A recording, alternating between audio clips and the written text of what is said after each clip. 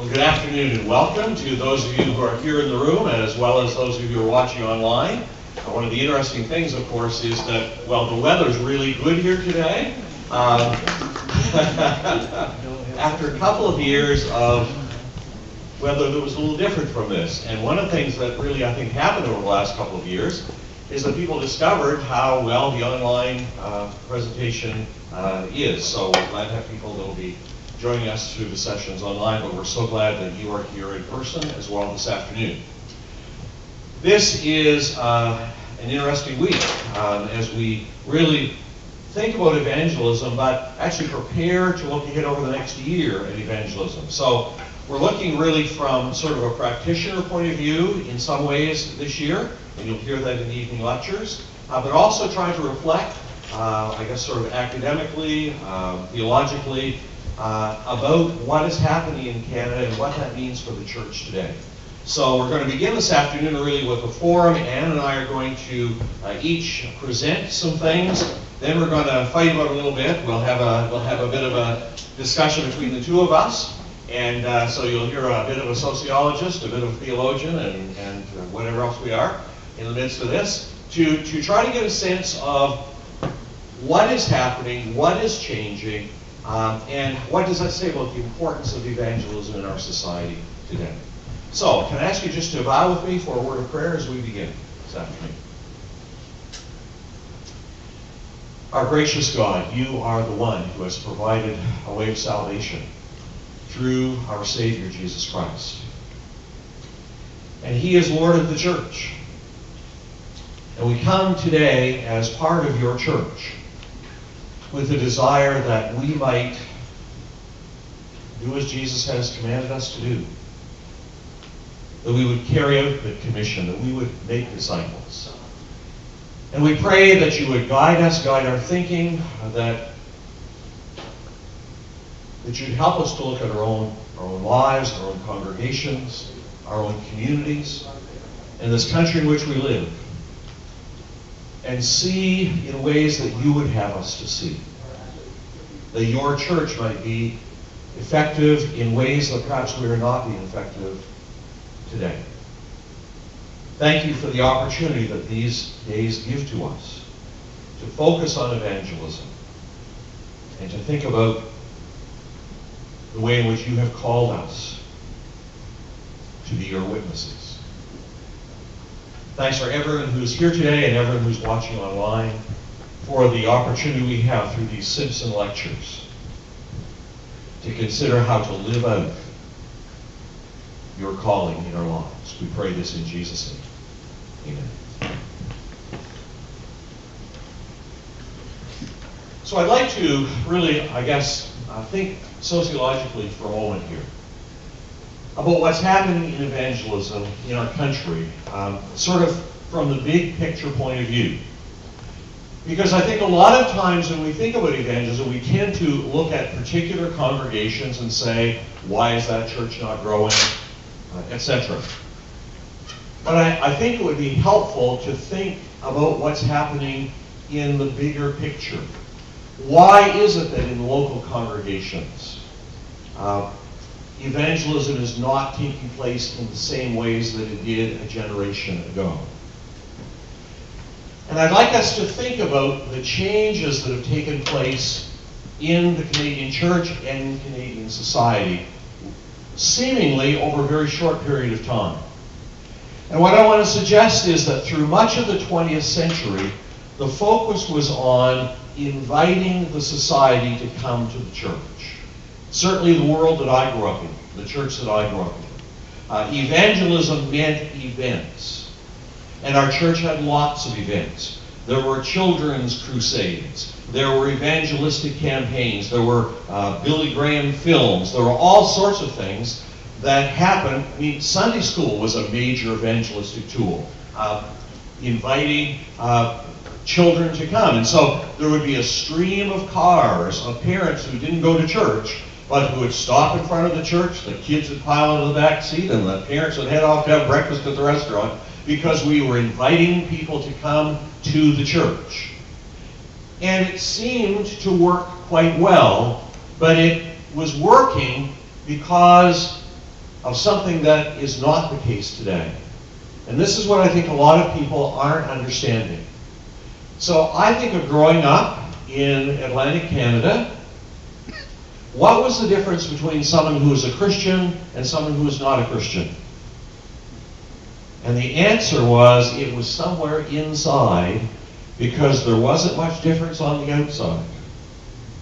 We had Christianized the community, at least outwardly, in ways that meant that most people in the society looked pretty much like Christians did in how they lived their lives. I mean, they might say a swear word here and there if the pastor wasn't around, but nobody shopped on Sunday. You know, I know in the town I grew up in, there was one little corner store that would be open on Sunday, and you know, like if company came and you know you had to go get some groceries, you know, unexpectedly, you sort of slinked in and hope nobody saw you, and very few people, because nobody wanted to be seen to be shopping on Sunday. That was unchristian, that was ungodly. Even people who weren't Christians wouldn't do that. Nobody would mow their lawn on a Sunday. So we had managed somehow to get the society to fit the Christian mold, or at least what we considered to be the Christian mold, when I went to elementary school in New Brunswick. On Fridays, the teacher would get out the Bible, and we would perhaps go through the Lord's Prayer or the 23rd Psalm. The teacher might talk a little bit about the Bible. We would say the Lord's Prayer together. The Christmas concert at the school would certainly feature, well, usually both Santa and Jesus on fairly equal terms. But the truth is, the Christmas concert at the church pretty much focused on Santa and Jesus in equal terms. Well, Santa brought the treat at the end, so maybe Santa was a little better in some ways at the church concert. But Canadian society was very similar to the Canadian church. And that meant that people understood certain things. That's not the case today in the same way. Today, church and society overlap very little. In fact, I think many Christians are still shocked at the changes that have taken place.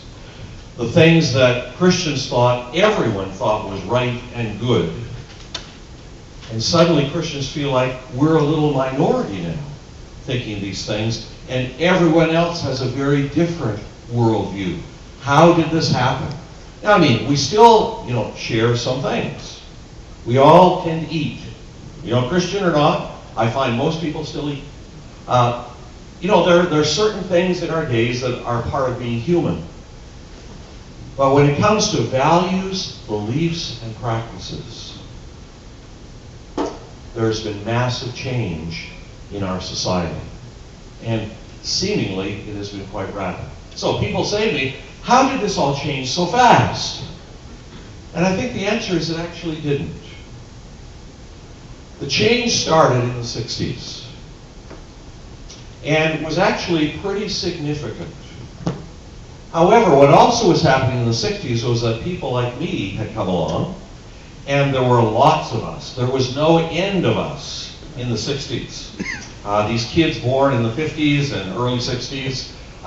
And so, even though churches were reaching a far smaller slice of the society, there were still just as many kids in Sunday school because there were so many of us. They didn't have to reach as big a percentage of us to have just as big a Sunday school as they used to have. And sociologists have charted this to show that numbers were flat beginning in the 60s, but the percentage of people being reached was going down drastically. But churches thought, we have just as many people here today as we had last year, as we did 10 years ago. Everything's fine. When in fact we were reaching a far smaller percentage of the growing Canadian population. By the 1990s, Canada really was pretty much secular and pluralist, but a lot of the, as I said here, Christian veneer persisted. There were still ways in which our society was holding on to things that many individual Canadians had given up. people say, well, it just seems so fast. And the answer is, I think since the 1990s it has been faster, because digital media has allowed it to permeate our society more quickly than it would have otherwise. And I think it may still be accelerating. We don't know really where digital media is going and where social media is going to take the way that we relate to one another. So the extent of the change to the church and to society, I don't think, is even clear yet.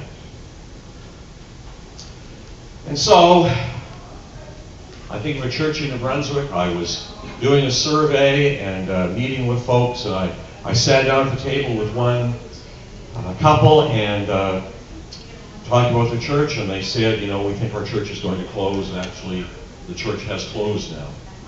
But they said, we think our church is going to close, and then the woman said to me, but all churches are closing, right? So it's okay that we're closing. In other words, it's not anything about us. You know, all churches are closing. And I think that is sort of the feeling that some people have. Well, you know, I guess the great days of the church are over. This is it. These are if we can just keep paying the light bill until our funeral's over with, we've done our part. Well, evangelism is not dead. But, and this is very hard for churches who didn't have to change anything significant in 100 years except maybe install electric lights. That is that the old way that was based on that common culture, that way is dead. The idea that we can go to people who are not Christians and expect that they know the gospel, they know the story of Jesus' birth, they know all about his death and resurrection, they understand the values of the Christian church, those days have gone. Because people in our society today don't know even rudimentary aspects of the gospel. They not only don't understand churches, but many times they have very stereotypical views of the church that we would find disconcerting. Although, to be honest, there may be some truth in some of the things that they would say. But we would find those attitudes disconcerting because our view of the church is quite different from that. So, church and society today have too little in common for us just to expect that people are going to walk into our church and feel right at home. First of all, if they did walk in, they would not feel at home. And secondly, they're not going to walk in, at least in many cases. They're not going to, unless we do some things to move in their direction. And that's the big change. We always expected that they were going to move in our direction. They would do the work. We would wait for them. Now we have to reverse it. So we have to do something that shouldn't surprise us. We're going to have to go and make disciples. Radical. Well, actually, it's actually a 2,000-year-old idea that we would go and make disciples, but I think we hadn't done it a lot. We were expecting people to come to us. So we need to return to biblical mission, which is saying we need to go to the society that God has called us to. And it's a society that has become quite different from the way that we, in our Christian culture, think and live. So if evangelism is important, then instead of depending on society to come and share our values, we'll have to go and make disciples. We can learn to focus on the few things we share. So again, I think, and I don't mean just that came across more negatively than I meant. I mean, look for the things that we share. And focus on those things. I mean, I jokingly said we all eat. Well then, invite people to eat with you as an opportunity to talk about Jesus.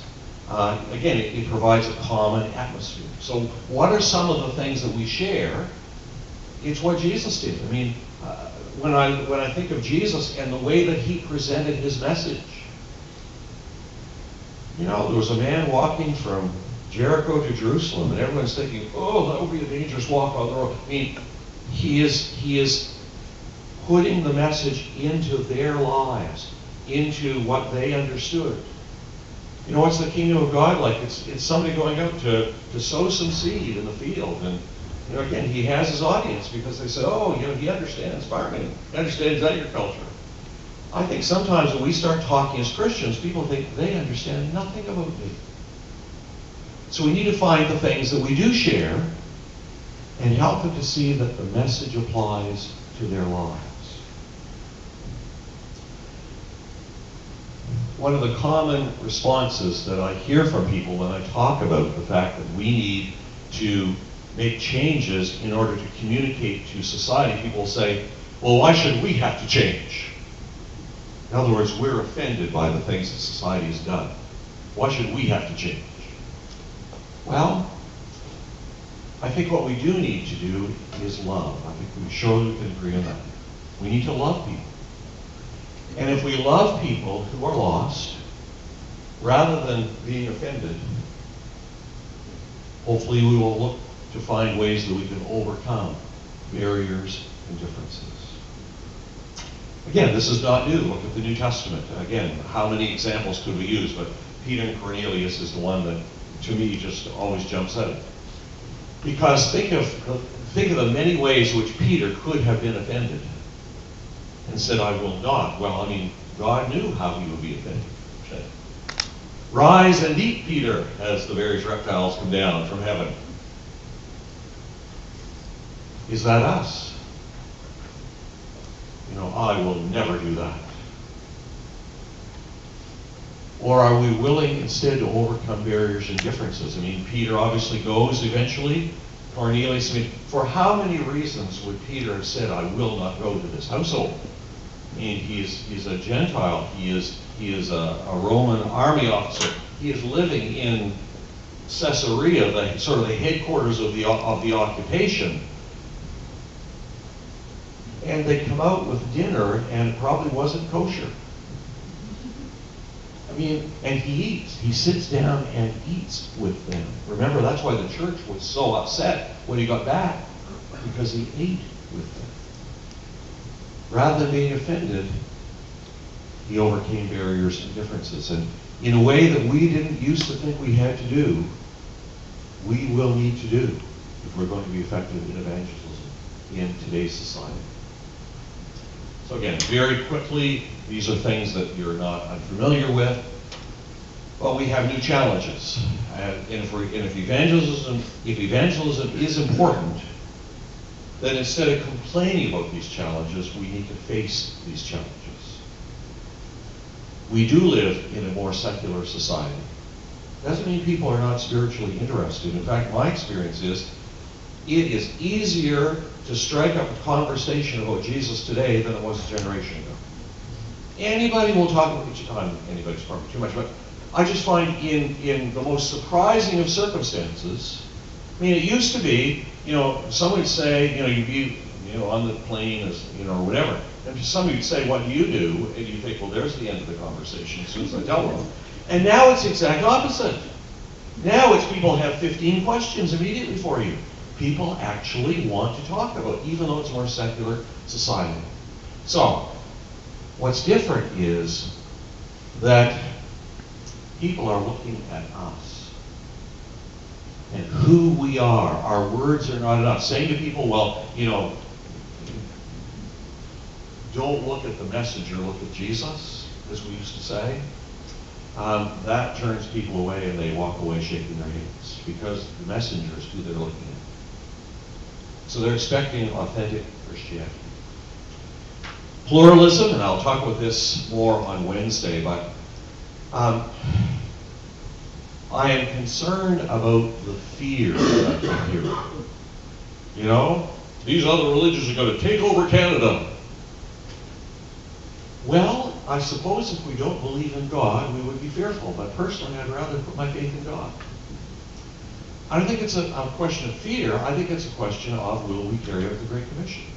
And will we love our neighbors as ourselves?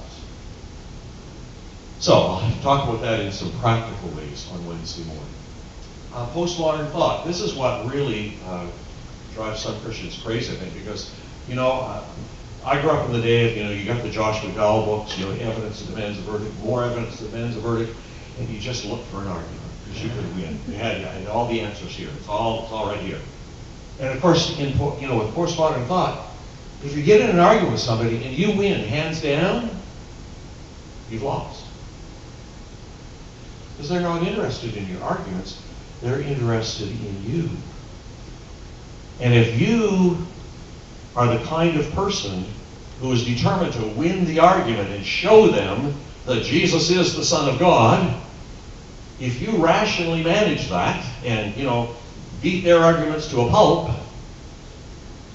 they're going to walk away saying, well, I certainly wouldn't want to be a Christian now because of the way that person argued. That's a new reality.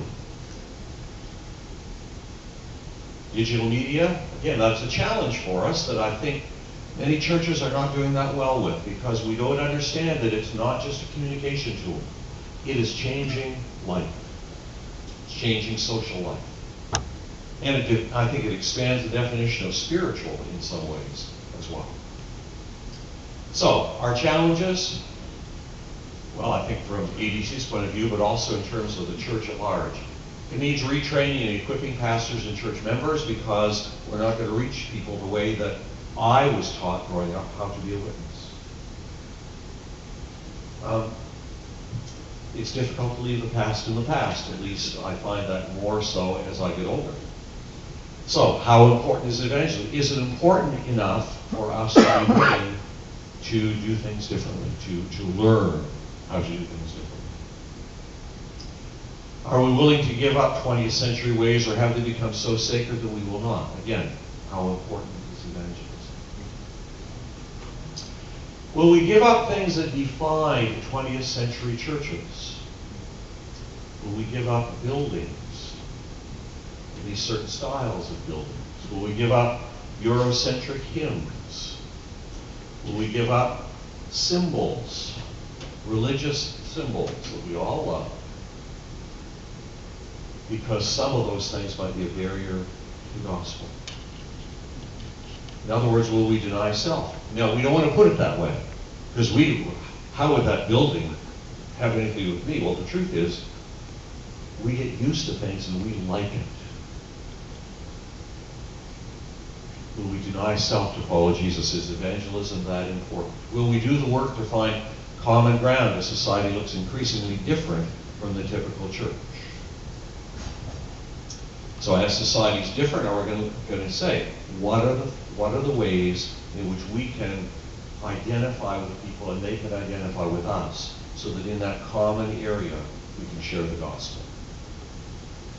Are we willing to let people belong before they believe? Will we welcome people into our friendships before they believe? Or are we going to have this wall of separation that keeps people from ever seeing our witness? What's the future hold? Well, I think sociologically, I think two things are happening, and there have been some interesting, so there's been a very detailed sociological article written about the fact that churches take forever to die. Churches die a slow death.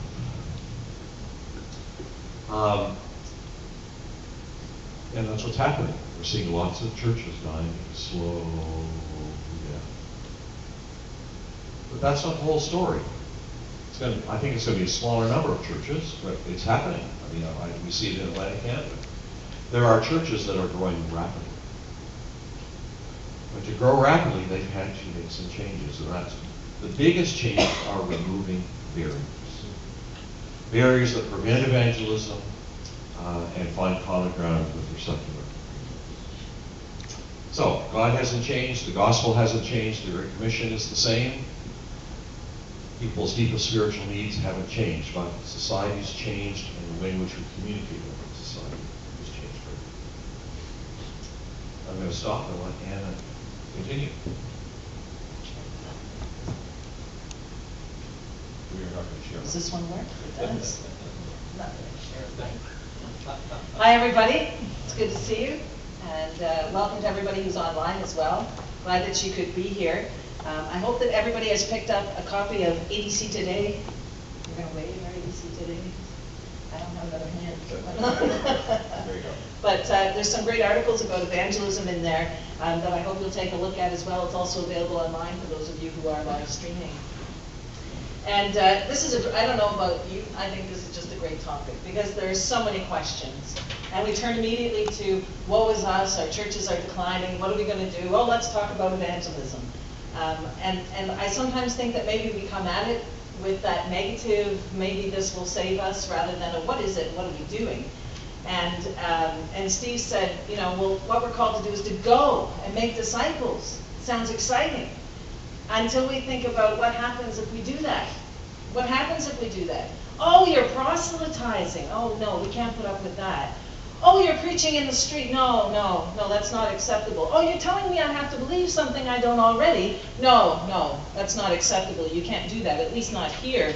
It's seen as manipulation, at very least not respectful of difference. It's intolerant. And if people come along and say they're willing to die for their truth, like Christians often have, do you know what people hear? Oh, are you willing to kill for your truth too? What kind of weird religious person are you? This is what we're talking about, I think, when we talk about evangelism. Now, how on earth did we get here? Well, some of us remember the steps that we took. Maybe not this very first one we'll take a look at, but this was a while ago, back in, I think it was 27.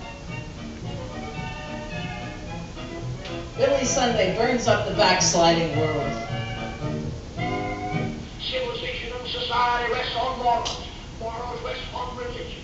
Religion rests on the Bible and faith in God and in Jesus Christ. The Bible doesn't condemn any man because of his wealth. The Bible says the man that don't provide for his family is worse than an infant. According to our standard of gold and silver, Abraham was worth $1.5 billion. David was worth $3 billion. Solomon was worth $5 billion. Solomon could have hired Andrew Carnegie for a butler, Jake Pierpont for the cottage lawn, and Andrew Mellon for a chauffeur, and John D. to black his boots. America needs a tidal wave of the old-time religion. America needs to be taken down to God's bathhouse and the hose to turn on her. And the time is far distant when the wheels of God's judgment are going to go speeding through this old God-hating world. I want to take a pledge in this audience to join me in a pledge that you will never rest until this old God-hating, Christ-hating, whiskey-soaked, Sabbath-breaking, blaspheming, infidel, bootlegging old world is bound to the cross of Jesus Christ by the golden chains of love. Amen. Now, some of us might be longing for those days, 1927, of the fire and the brimstone coming down. I'll tell you, I could preach it. But what are people going to hear? Are they going to hear the good news? Are they going to hear the gospel? It is possible. But it's interesting to see how comfortable some of us are with that, and how maybe others of us might have been cringing just a little. And I want you to imagine your next door neighbor who may not be a Christian. Would you show them that video? Just a question. I'm going to leave it there. It's interesting because after someone like Billy Sunday comes, of course, the era of Billy Graham, mass evangelism, right? The big stuff, and it's replicated in big cities, small communities all around the world. It looks the same, and it's communicated through the mass media. And of course, it looked something like this. When the music came with it. But we don't get the music. I'm going to ask that we bow in prayer. Every head bowed and every eye closed in prayer. Come, Holy Spirit, convict, consecrate, convert, blow as the wind, reveal as the light,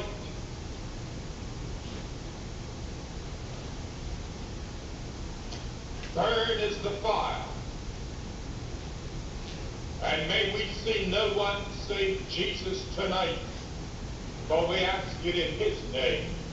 Amen.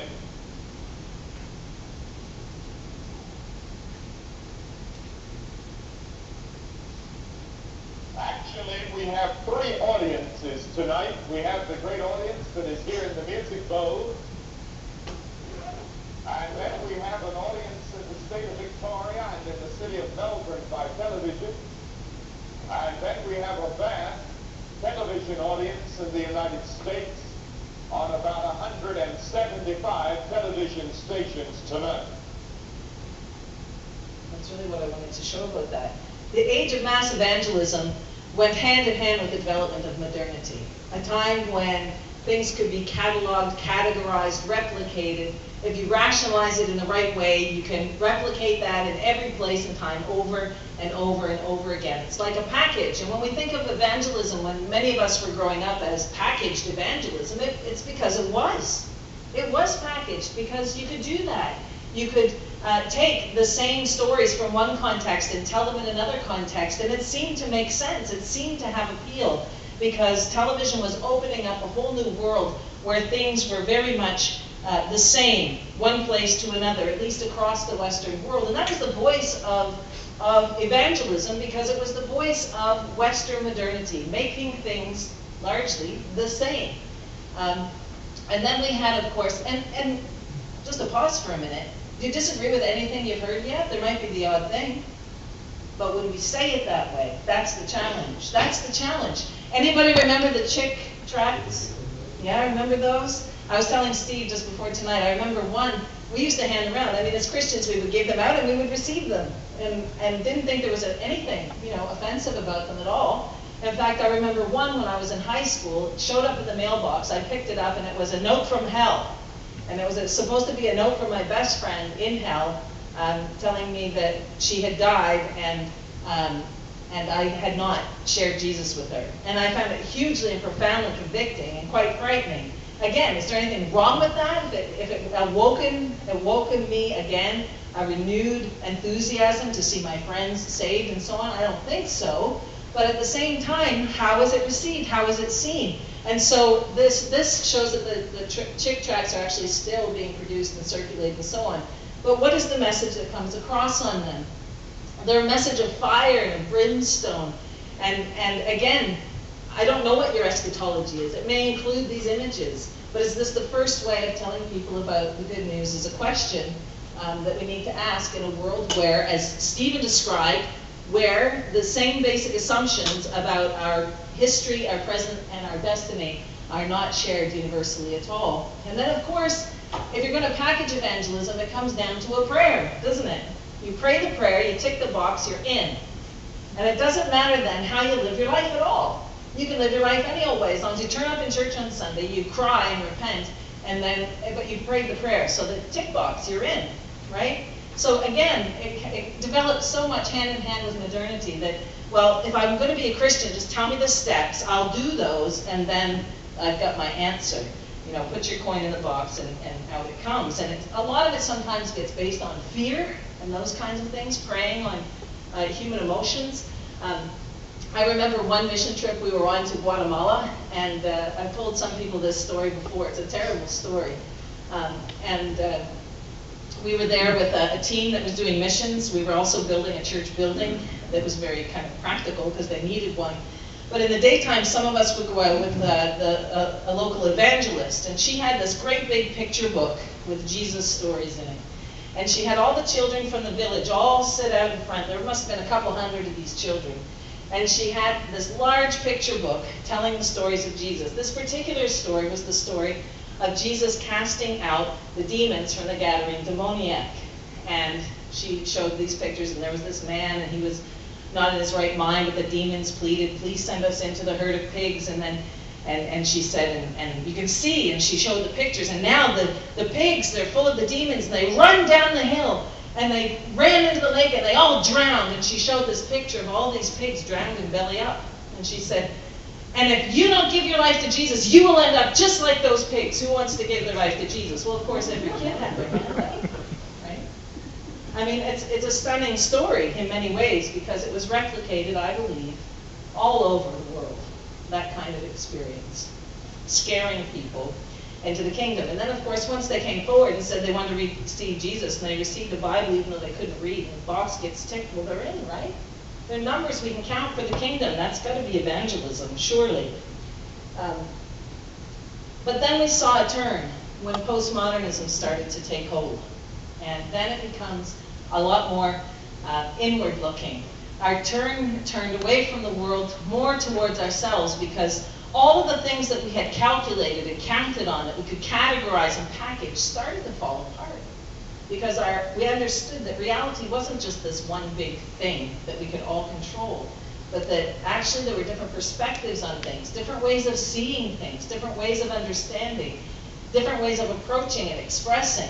And what happened, I believe, in the midst of that was, instead of thinking about evangelism, was that we started to think about ourselves. Who are we as a church? Isn't there a different way we can just do things differently? And then we don't even have to do this evangelism stuff, because if we do things in a much more attractive way, then people will just come. One of the ways this got expressed was in the alternative worship movement. Anybody familiar with some of that? I was exposed to that quite a bit in the early 2000s, involved with some of that because it was so experiential and new and fresh. This is an online labyrinth, which was a fascinating thing. Anybody familiar with the online labyrinth? No? Except John. Thanks, John. This is you can actually go to this, anyway, look it up, Google it, you can find it. And you can have this spiritual experience online. You have to take your shoes off when you begin, and they lead you through this kind of reflective spiritual experience until you get to the middle at number 6. And this is where you take communion. This is holy space.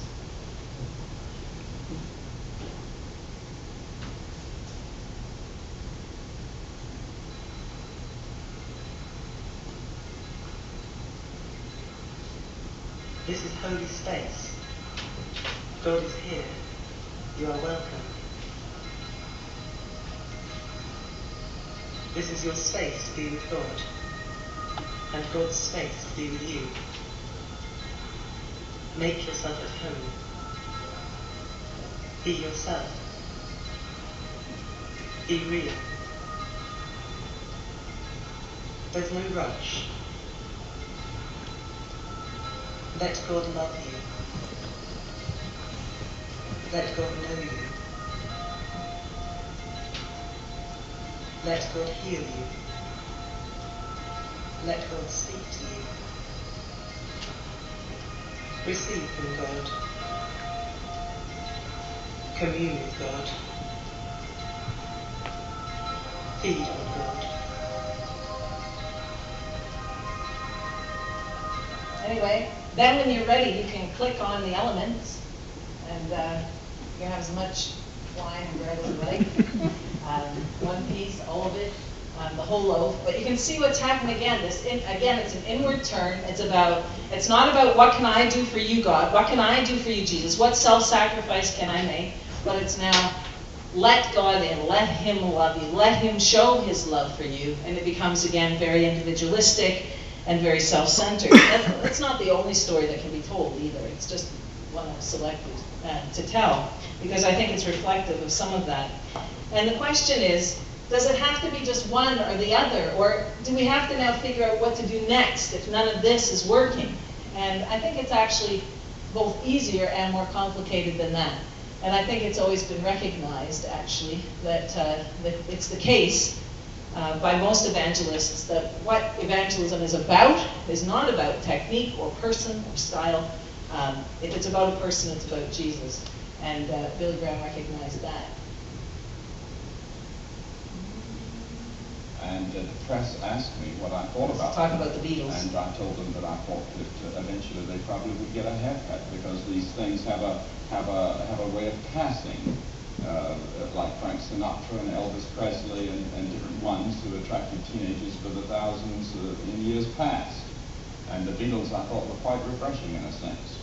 Do you think there's any danger then that your effect might just pass? No, in this sense, my effect, yes, as a person will, definitely. I thought it would have passed long ago. But the gospel I preach, it has been going for 2,000 years, and in my opinion is much stronger now than it ever was. Is the problem us, or is the problem the message? I'm just going to let that sit for a minute. But we can't help, I think, sometimes as we look at some of those old films and so on, but lament for the days when it was easier. Yes? Do you sometimes lament for the days when it was easier? It was so much easier.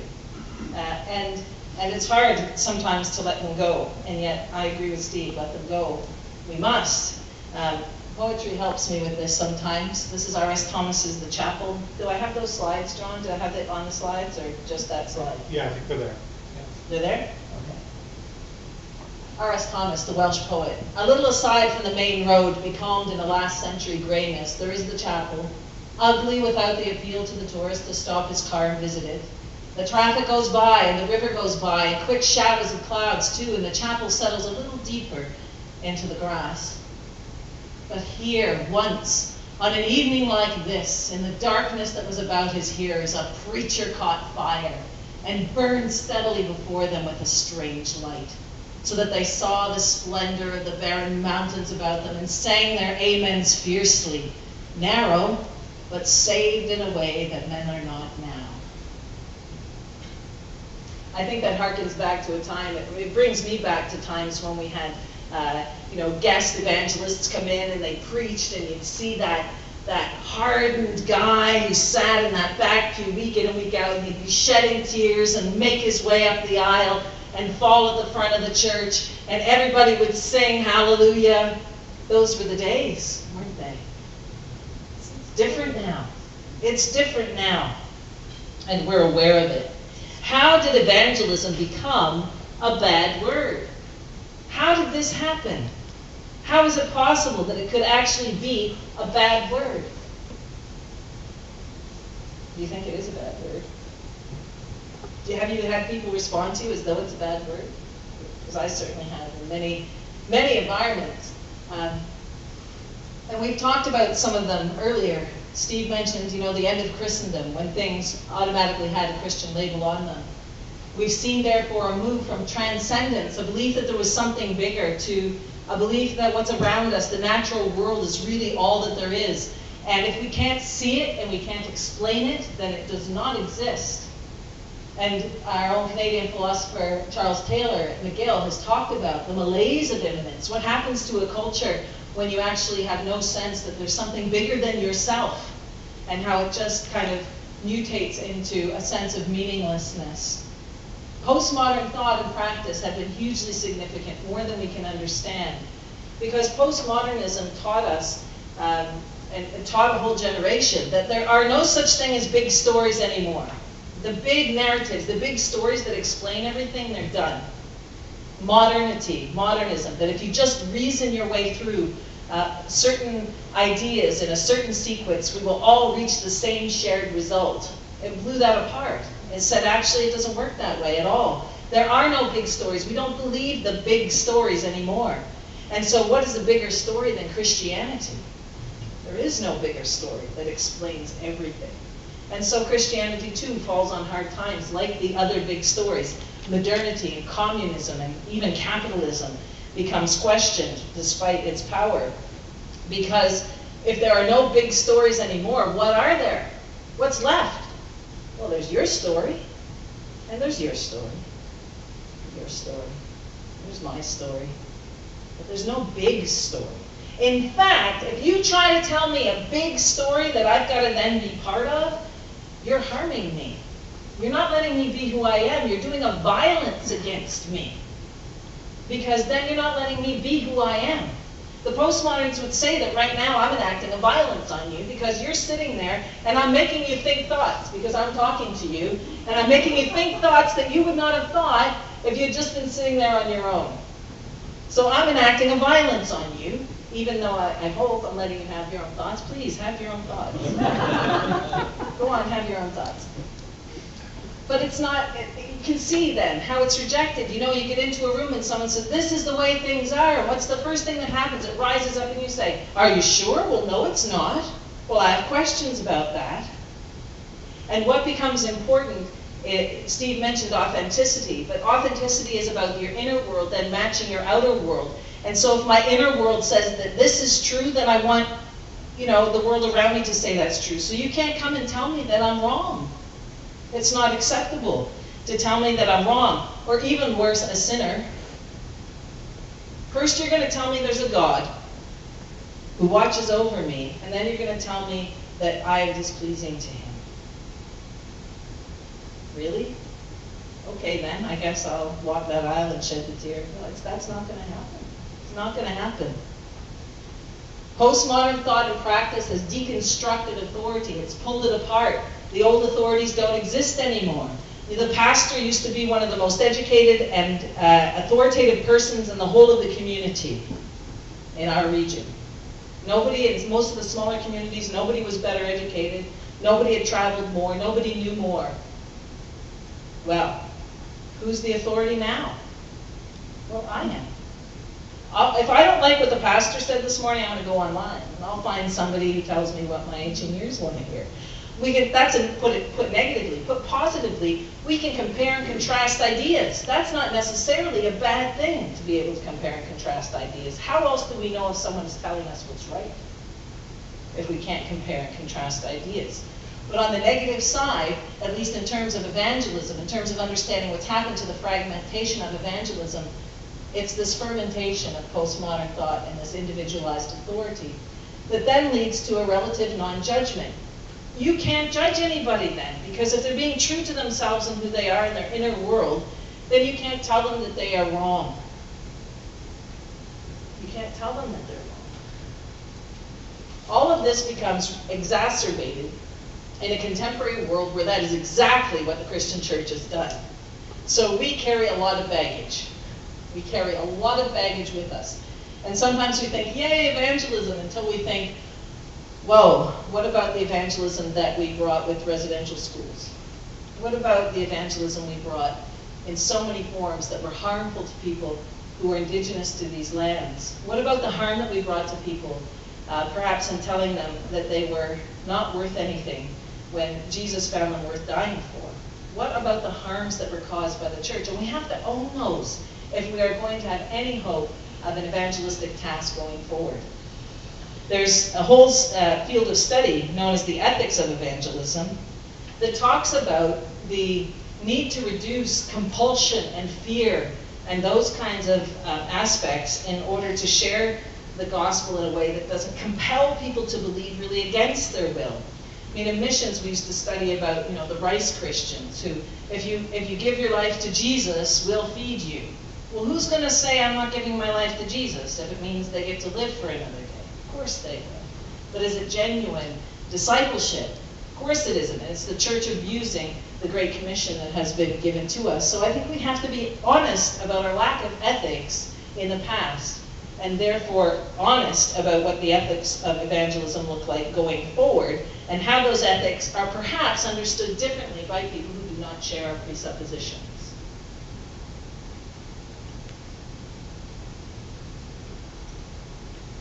There's a lot to be said. We also have a lack of confidence. And I think, although, and maybe we can talk about this, Steve talked about, you know, we can't reason our way to God. It's not that simple and so on, and we can't beat people up with it. I believe that incredibly, deeply. But my goodness, we don't even know what we believe anymore to be able to present it as a counter view to anyone. And I actually think that we can build our confidence. I think the task of apologetics today is far less to use something to beat other people over the head and far more to shore up the belief of Christian people who actually need to know why they believe what they believe, that they don't just believe in fairy tales, that there is a historical basis for the resurrection which sits at the center of our faith.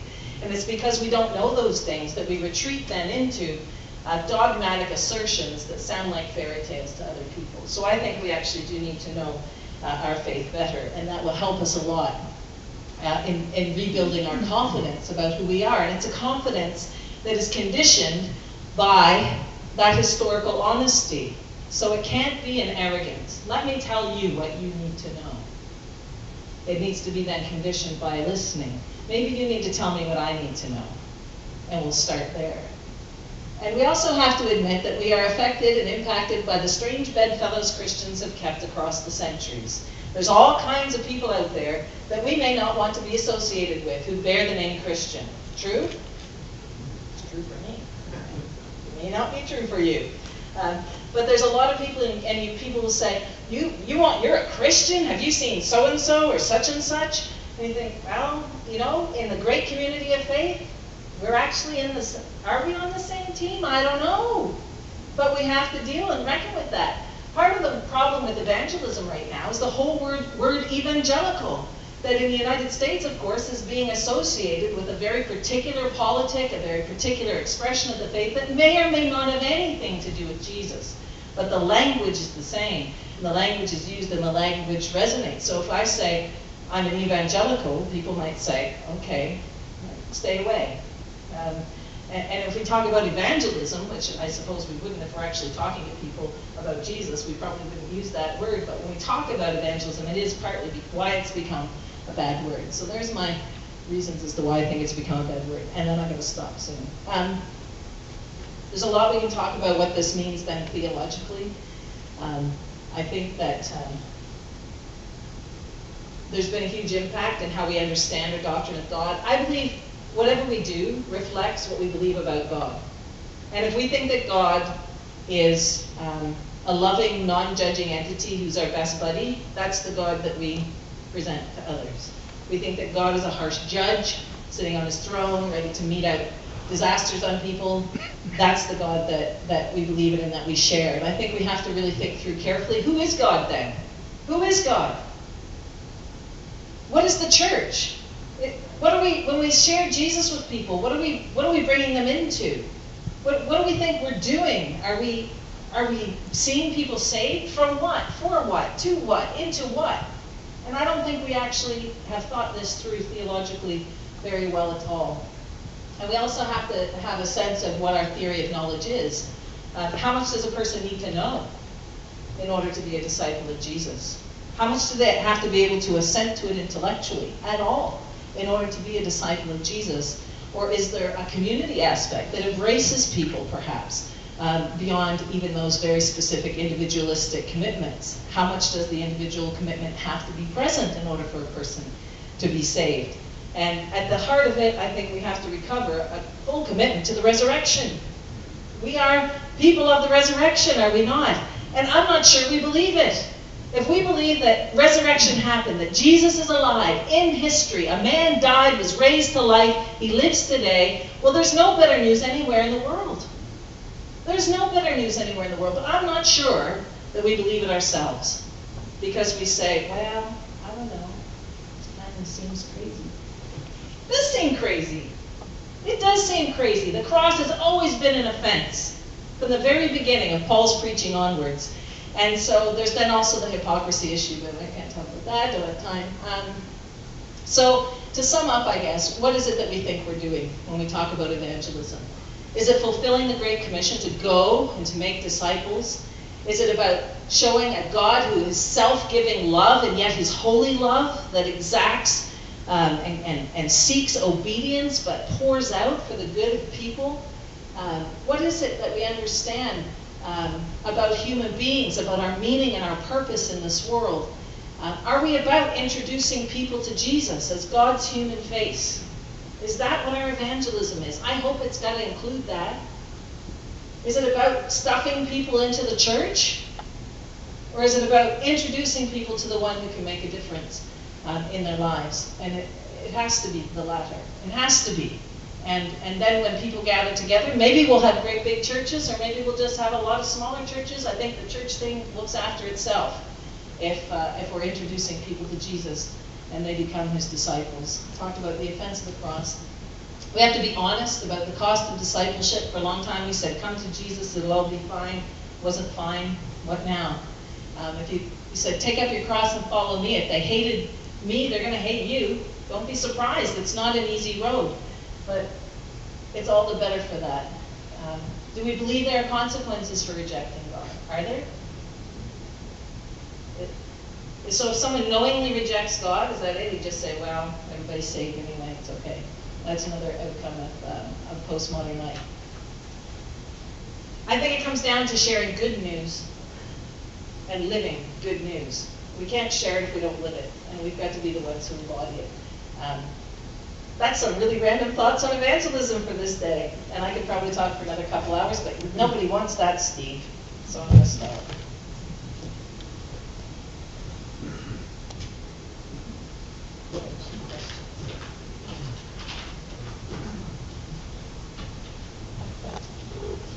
So maybe we'll take a couple of minutes and just think about what we've heard from each other here and fight a little bit and argue and see who wins the argument, right? In this We probably agree too much, I'm guessing. But we might fight on something. Let's find something to fight about. I have one.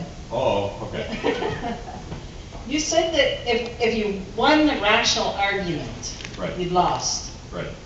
I want to unpick that. Okay, good. So just unpack that a little bit more. Well, I think that in a postmodern era, there is a lot of skepticism about truth. So for example, I think in a postmodern world, there are a lot of people, there's a generation that's growing up that's not nearly impressed, for example, with science. If science was so good, why is this still happening? Why is that? So I think there's a lot of skepticism about the modern way of thinking. And when we start deciding that we're going to show sort of proofs of the existence of God or whatever, I mean, not even that, but I mean, when we start reducing our relationship with Jesus to rational argument, I think there's a sense which we lose because they don't see the relationship we have with God. They see us as just making intellectual statements with which they can agree or disagree with essentially no eternal consequences. And so they turn and walk away because they decide we're not the kind of person that they would want to be like. And so our witness has actually not been one that shows the love of God, the grace of God. I think that there are times when we might actually lose the argument and people might say, wow, I think I might want to be like you. So that's hard for us. To be willing to recognize we don't have to act like the smartest person in the world, which I'm not, and maybe if you are, then go ahead. But most of us are not. And so I think some humility goes a long way in a world that's looking for that authenticity, that sense that what's on the inside is the same as what's on the outside. I mean, I agree with you entirely that you can't reason your way to God. I think it's impossible. I think the history of philosophy has demonstrated you can't reason your way to God. But there are still reasons for believing in God. I agree. I agree that being a Christian is not an irrational act. Right. So I agree with that. But I think, for example, in terms of the evangelist who would come to the community in the 1980s, maybe, or 1970s, and that evangelist would start with point A, point B, point C, point D, point E, and point F was, or you're going to hell, so come forward now. I mean, it was a rational argument. This is why you should become a Christian. See, I think it was irrational. Oh, I'm not disagreeing. I think you're right. Because, once again, I think we didn't do what Jesus told us to do, which was to be witnesses. If you're in my class, you'd hear me saying over and over that we turned be witnesses to do witnessing. And we're not told to do witnessing. We're told to be witnesses. It's our whole life. And actually, that fits very well into our postmodern, pluralistic, secular world. I think that although, I talked about postmodernism, and you did as well, this kind of fragmentation, something I've observed in culture that I think is hugely significant is actually that I think naturalism has won the day. I think it has. And we see that, I talk about this quite a lot as I travel around, we see it in the way that science has progressed so rapidly into issues of transhumanism and human augmentation. We see it in just in the way that we understand what science has been able to accomplish and continues to accomplish. I think we see it in the way that we express it day to day, are in things like find out your ancestry and you'll know who you are. Do your genetic testing and you'll know who you are. The idea that people need to know who they are is a new idea. Well, of course it Yes, is, yes. but see, and we're not finding out who we are. It's become, in a naturalistic framework, it's become a what we are. So if you figure out what you are, then you'll know who you are. So if you do your genetic testing, you'll know that your ancestors were German monks or something. I don't know. That would be impossible with me. That's why you need reason. But, so now I know who I am because I know what I am. And I think that has won the day over the kind of the more postmodern spirituality seeking. I think they both fermented into culture. But I think that because of its push and its cachet in terms of just the reasonableness and the way that it pervades university life, and university life leads, I think, our thinking in this country to a large degree, that science has won. And I think part of the problem then is we were saying for so long to people, well, you don't need to give rational arguments for faith, just, tell people how you feel. And I think those people are still around. I think there's still that place that, I'll tell my story. I think that's still the case, that has an impact on people. But at the same time, I think we've failed in our discipleship because we've not given people the tools theologically to respond to these issues in ways that actually are reasonable. Yeah, I agree with that. I'm not quite willing to go with you in terms of naturalism winning the day. I think that naturalism has managed to connect to consumerism in a strange way in our society. And so, but it's not satisfactory. So I think people will go after multiple ways to find out who they are, and it will work for a while until that's no longer satisfying. And then, but I mean, yeah. So I guess I'm agreeing with you, but saying that the bigger issue is the consumerism of our society. I think, and we need to talk more about this at some other point, because I also argue that when naturalism and consumerism marry, we end up with a situation that leads us only to nihilism, that yes, everything comes to that's exactly right, exactly right. And my concern is that my concern is that consumerism is winning the day in the church as well. Oh, it's won long ago. That's right. That one's That's over. right. Oh, we Yeah. lost that one. Yeah. The question is, can we come back? Right.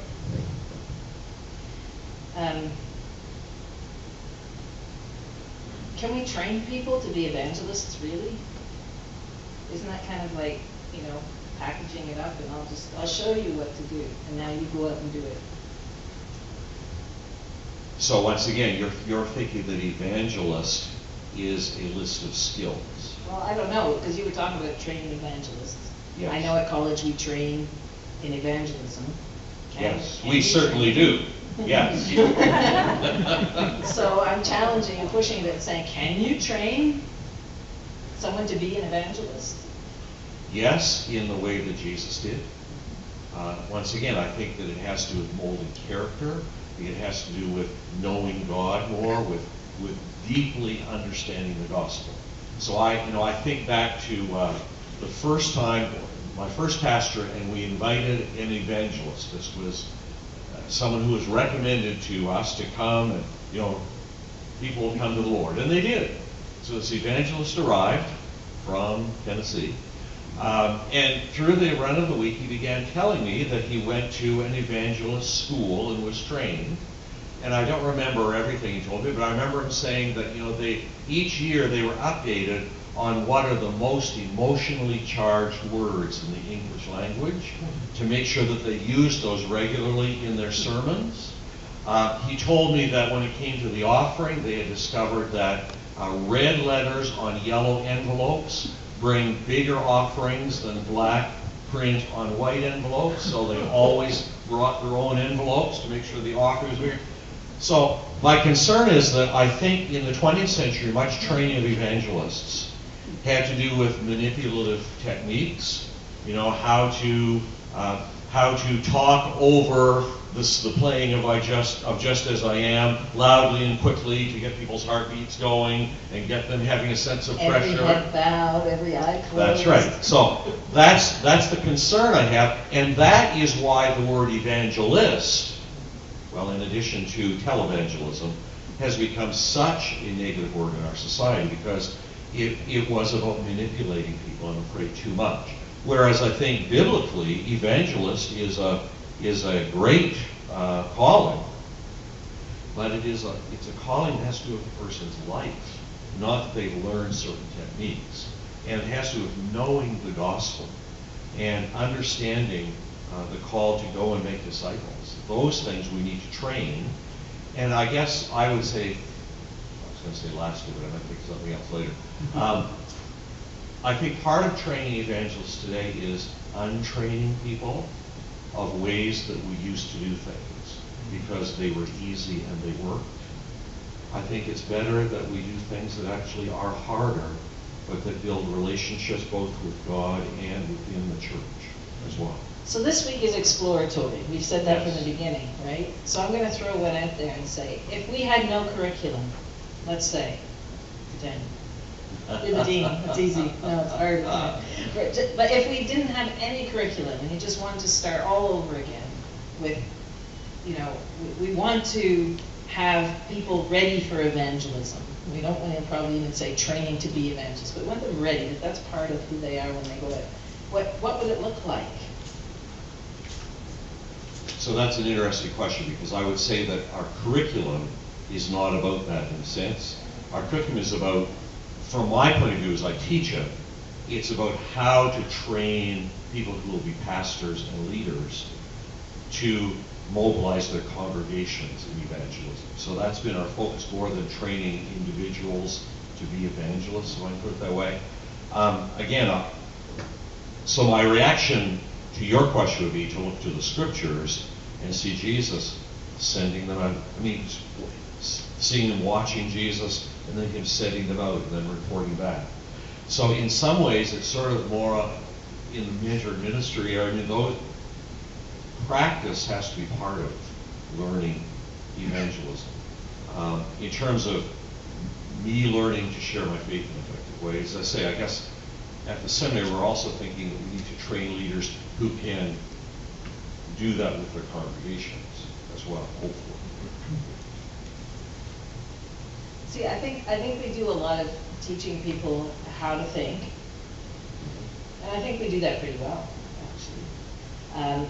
And I think, but see, the sending out business, there's something really significant in that, isn't there? Because I think one of the key pieces in good evangelism is this learning how to listen piece. So it's learning how to listen to other people, but also how to listen for God, what God is saying. Because one thing I've experienced over the last few years is that God's at work all around us. And evangelism is his work. And we miss it because we don't know how to hear him or see him. Or does that make sense, what I'm saying? Yes, but I think the reason we miss what God is saying is because our minds are already full of other ideas that we have had, that have molded our thinking about evangelism. So that's why I said there needs to be some, I don't know, deprogramming, some retraining to remove some of the ways that we have thought in the past about evangelism.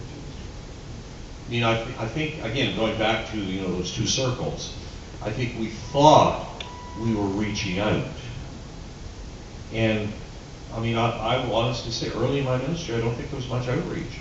It was all, you know, people were coming in, and, you know, by the grace of God, we're hearing the good news and being saved. But there was very little of us reaching out. And today, because we continue not to reach out, we're seeing very few people come to Christ, because people do not come the way that they do. Yeah, it's a real attitude shift, isn't it? And as much as we kind of diss what happened before, some of it was hugely valuable, wasn't it? I mean, I'm the product of an older couple around the corner in St. John, New Brunswick, who week in and week out would stop and chat with the kids and say, come to Sunday school, come to Sunday school, come to Sunday school, until eventually we went in and said, Mom, can we go to Sunday school? Yeah. You know, and that's how it starts. But we had a kind of an attitude of being inviters, welcomers, includers, more perhaps sometimes than we give ourselves credit for. Like it wasn't just formula, was it? I mean, I know some people who just cared so deeply about us as kids. And I think you've said, so the difficulty was when everything was very programmed, it depended on who the people were that were doing the program still. If they were people who genuinely loved, if they were people who genuinely were seeking to reach out, then the programs I mean, I'll just give examples. The last two churches that I was pastor of had hundreds of non-resident members. And we went through trying to figure out who they were and when they became members and so on. Many of those people had joined the church through children's programs and had not been in the church since they had been teenagers. So there were numbers, there were baptisms. Many of them were genuine, were lifelong commitments. Many of them were not. And I think at the time, it was hard to tell the difference because it was just programming. Today, that's not as likely to happen because programs, right, that's right. All right, we've talked a bit here. Maybe we better ask some people if you have some things you want to ask or talk about. Yeah. Actually, you just mentioned the notion of membership. And that rings with me because the idea of membership, oh, sorry, I'm going to speak into the mic. The idea of membership, you speak, the membership is the issue almost. You know, I'm reaching out so I can get more members. And so we count the members. Right, so it's recruitment. Yeah, yes. Recruitment. And so that I think is part of the challenge because I don't recall Jesus going out and getting members. I mean, people He passed on membership cards, did he? I'm well, sure. Of course he did. Yeah. And the envelopes and all the rest. And so I think that may be part of our problem is that we see evangelism from that perspective. Right. Is gathering folks to fill the building and so on. And that model has to be grown. And it's a huge issue because on the one hand, I think that the fact that we belong in the church is a huge thing. Everyone belongs. You know, I think of, you know, the book of Ephesians and just the sense that the barriers are torn down between people. I think belonging in the church is an essential thing. But somehow membership became something like being a member of the, I don't know, whatever club in town. You know, it's something you put on your obituary. I'm a member of this club and the Baptist church. It didn't mean more than that, and that's a sad thing for sure.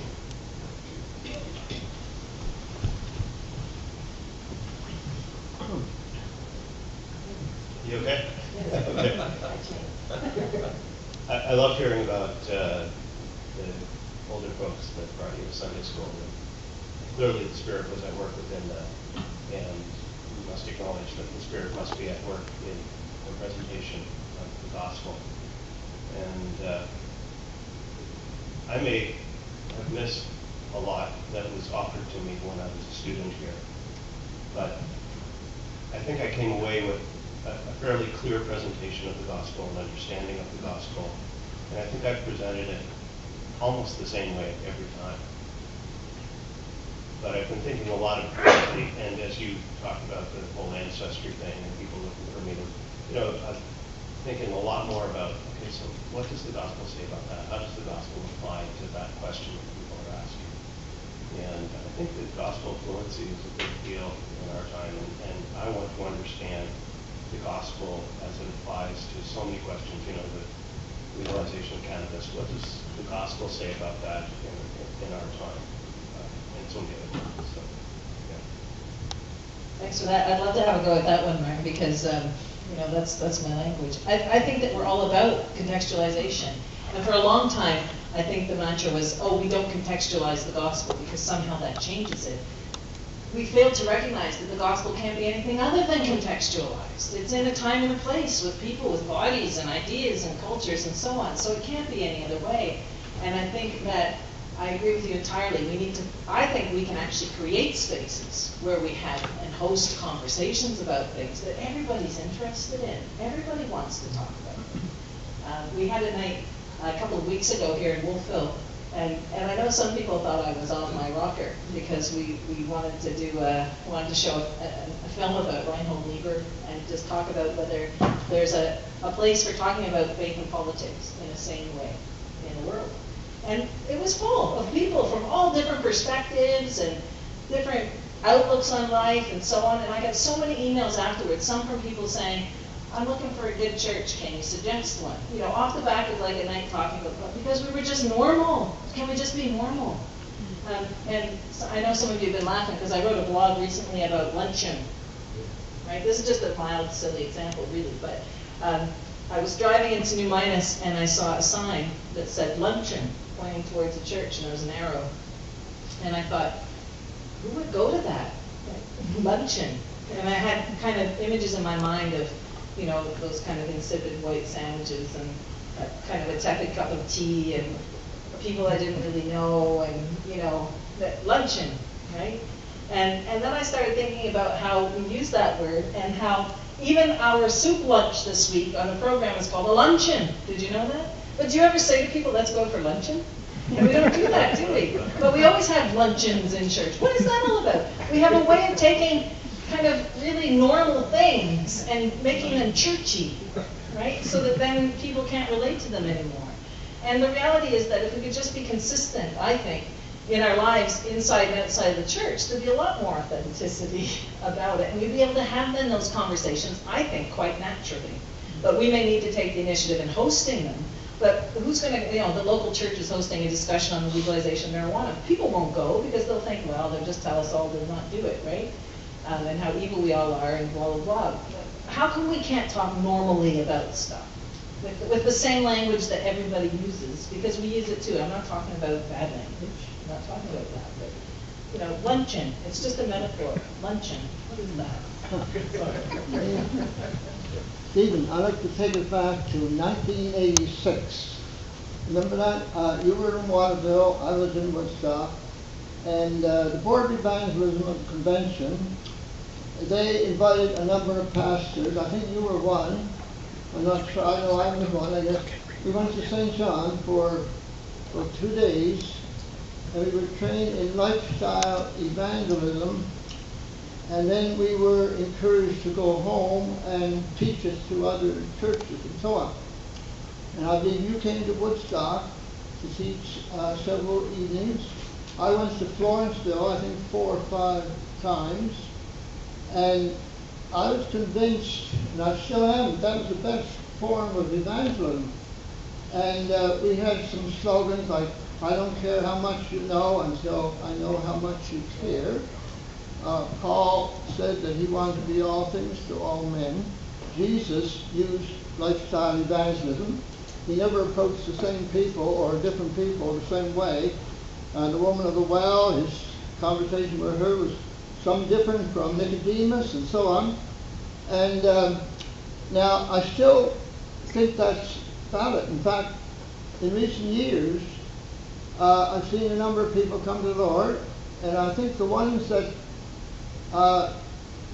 stuck with it were ones through lifestyle evangelism. And we tried to do it for a while in Woodstock. Young couples would invite other young couples to their home. There'd be hospitality sort of thing. And but what happened? Is it too hard? Is that why we gave up on it? I still think it's a valid form.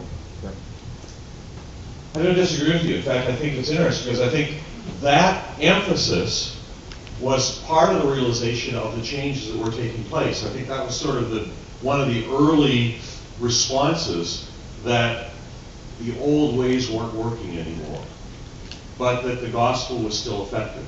And so I think actually that was I think it was effective. The question I have is, today, would people be as willing to follow a program like that? And I'm not sure. Maybe so, but I agree with you. I think that was an important step for churches that said, you know, our traditional ways of doing programs are not reaching people, but we still have friendships with people who are not Christians, and we need to use those friendships as bridges. Yeah, the real key was building relationships Right, with people. right. And relationships first. Right, and I think that's still, again, in a sense, that's part of what I'm talking about, that we need to find that common ground with people and build on those things. Yeah. Whereas I'm afraid the traditional way is to separate ourselves from those people and say, you have to come to where we are. So I think, again, I'm not exactly remembering the whole program, But I think the idea was to focus on building friendships with people and crossing those barriers. But can I throw a spanner in the works a bit? Because I think that sometimes then we only become friends with people in order to evangelize them. You know, and I think that when we realized that maybe that wasn't a good thing, we stopped doing those sorts of things, but then we just didn't make friends with non-Christians. If you make friends with non-Christian people, some of them will eventually find the Lord. They just will. That's how it works, right? Yeah, so I think you're right. I think, but hopefully that wasn't part of the emphasis, but I think that is a huge issue still, where people have a sense, the only reason you love me is because you're wanting something from me, namely that I'll become a part of your church. And that is very inauthentic. Yes. But I think it's probably in the background of what we're talking about even today, right? That we have an agenda for people, and we do in a sense that we love people in Christ. We want people to meet Christ, to be with Christ.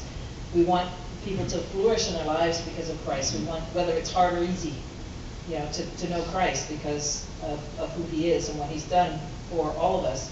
But at the same time, we have this kind of utilitarian attitude towards our relationships that is, well, yeah, I am friends with all these, you know, non-Christians over here, so that, you know, I can start ticking the boxes when they come through, rather than let's live our lives as we live our lives as Christians out there with non-Christian friends. Then but I think there can be intentionality though about making friends without that sort of Machiavellian side to it. You know, I think we can have a sense that, you know, I need to let my light shine. And so, and if I don't be intentional, my friends will all be Christians because that's where I spend all my time. So I need to, and part of that certainly is to witness of Jesus. Part of it though may be that I need also to have a better understanding of my community so that I can be a witness. So I think the intentionality is good. What's not good is when we are only a friend with somebody because they are our evangelism project. And that happens too often. Thank you. There's a question I think online. John?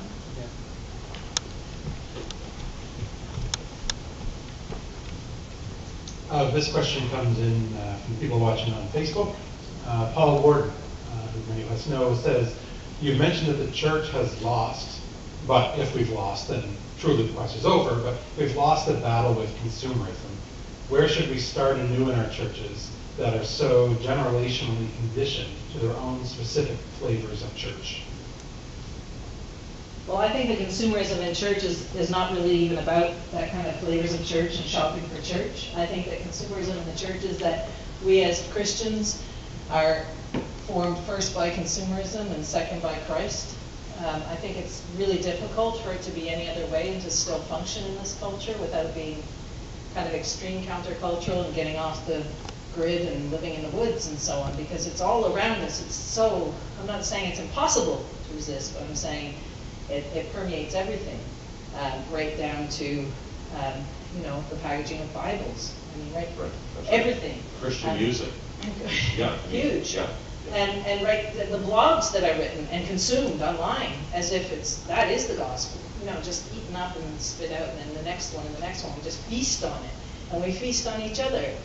And I think that it's very destructive. But I think I mean, if the question is, you know, how do we change that? What I see are two possible responses. One, I know that some theologians and other thinkers and thought leaders take, Christian leaders, that, well, this is our culture, this is our context, we give into it. And so we use all of the vehicles of marketing, all the vehicles of a consumer culture, and we use that to promote the church and the message of the gospel. And those of you who I teach will have heard me say this before, actually, that there was an experiment in the UK where there was a dying church on the edge of an estate, and a marketing company came in and said, give us, I think it was 3 months or something, and we'll save your church. And there was a lot of kind of skepticism about that. And they showed exactly the technique and the plan they would use to change the direction of that church. And they did it right in front of all of our eyes. And the church was packed out by the end because they used the tools of consumerism to market and sell the church, and people bought it, because that's how things work in consumer culture. To not be part of that, if you don't want to go in that direction, to affirm it and use it and so on, to counter it, I think is a constant and regular spiritual discipline, to be honest. And there's more I could say about it, but that would take another whole lecture probably, Paul. I hope that helps. If I can add one thing, I would say I think it makes a huge difference to be aware of it. So my concern is a lot of churches, a lot of leaders, I think, in churches, seem completely unaware of the way in which consumerism has changed them. And I think that although I agree with you that, consumerism, there are billions and billions and billions and billions of dollars are spent annually to keep us under the thumb of consumerism as a culture. I think it really is important for us to at least be aware of that. I'm not suggesting that we, again, go off and live in a cabin in the woods, but I think that we need to at least have some critical awareness of how we are being affected and how important things in our lives are being affected, like our relationships, with God, with others, that at least we have an awareness so that it isn't happening to us sort of unconsciously. It's so easy for Christians to play the "have you seen my car" thing. Have you seen how my new this, my new that, and we play it just like everybody else does. And that's, I don't point fingers at anybody else, that I'm not standing in that group of people, but it's pitiful, and that's who we are. I feel very convicted about it all the time.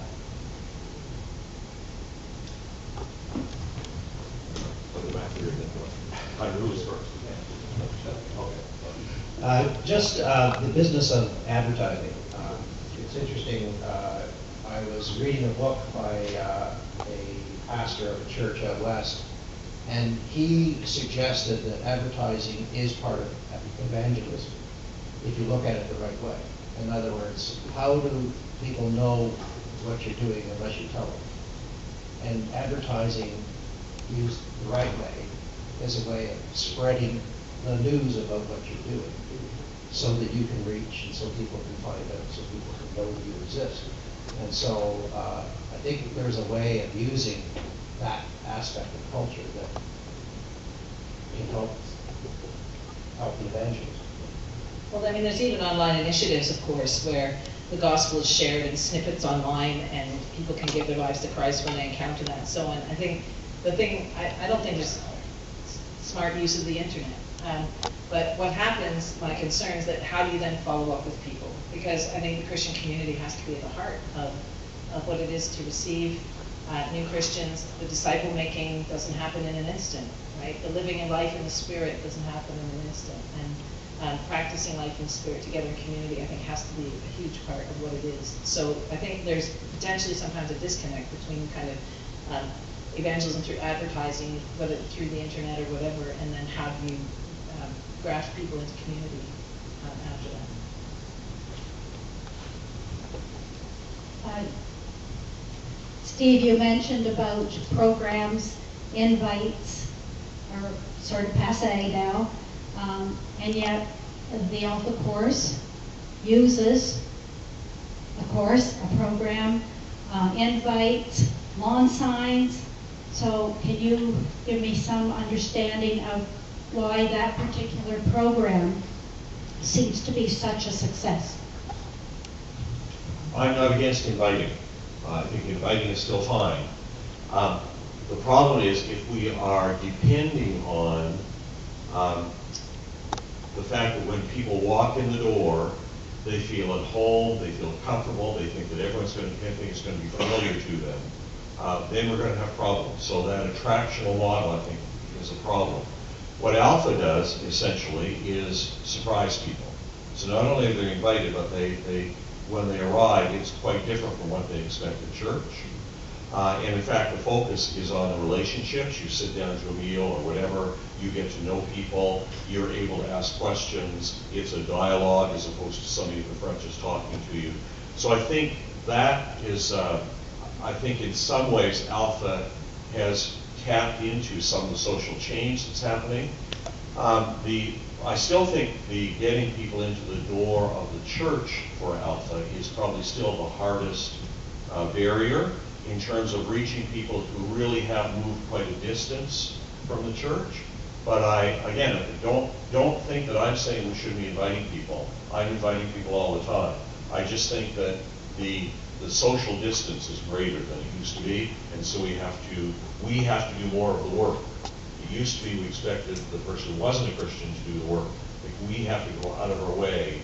If it's an inviting program, we have to go out of our way to make that invitation easier for them to respond. Go back to and if it's an inviting program, you also have to make sure that you're not embarrassed by what you're inviting people into. Exactly.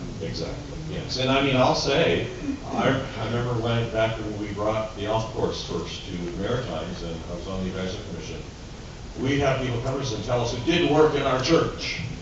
And we would start asking, well, what did you do? And of course, they had really stripped out all of the things that really work, because that was too much work, which were the relational sides of things. Yeah. And it's important to point out, too, that one of the founders of Alpha was a marketing guru.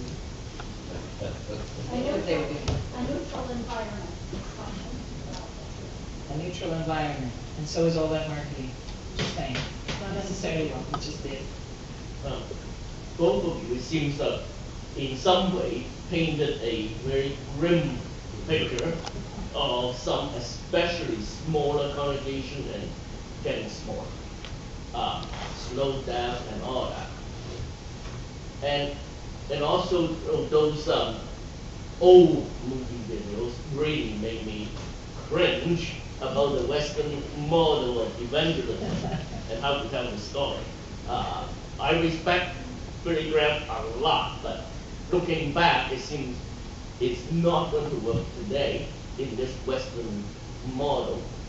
So, and contextualization.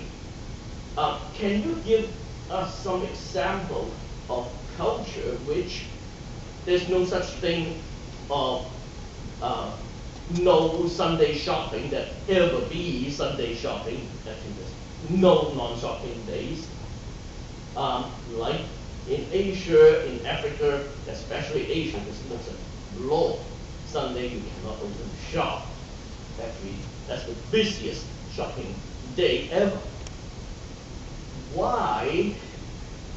How did those congregation churches grow in such a phenomenal rate, which the government are trying to actually slow it down? Why? I'm not trying to compare methodology. I'm just thinking in their culture, which is way far away from this Augustine model of what a church, or Baptist model of what a church should be. They never had a model. What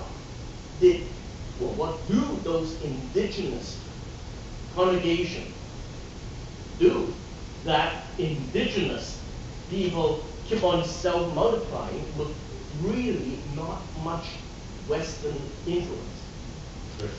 Can you give me a model? I mean, it's going to be because the Western Church didn't have any influence, right? I mean, I'm not kidding. I'm not saying therefore everything in the West was bad, but what we did in the West was not for the East, right? And so, I mean, Steve, you talked about how we Christianized the culture and it became more like, like the church, but at the same time, the church became less like the church and more like the culture. Whereas in a culture where the church has to be so distinct, it means something to be a disciple of Christ. There's a distinctive to it. And so the people together in that community define what it means to be a Christian in this day and time and place. It's not imposed by any kind of outside structure.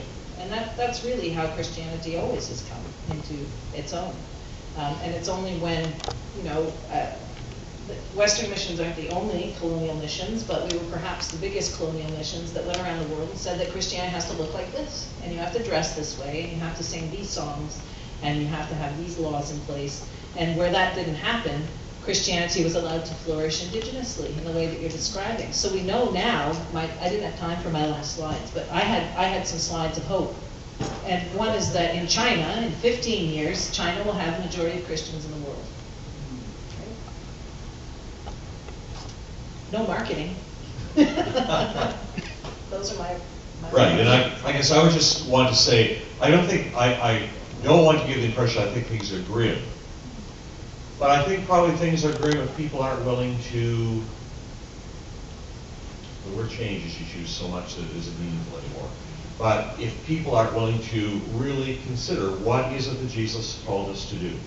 If continuing to do things in ways that are not helpful, if that is more important than evangelism, then things are grim.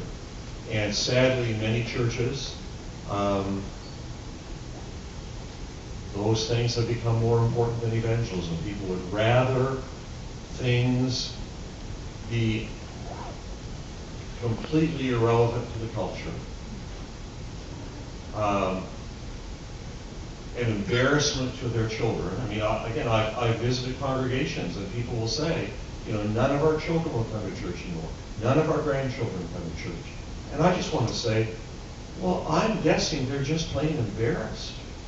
Like, this is just, I sit there and I think, how could anybody think this is good? So I think there's lots of hope. But my concern is that there are people who have decided that keeping those plaques from 1910, is more important than the gospel. That's great. Another question in the back.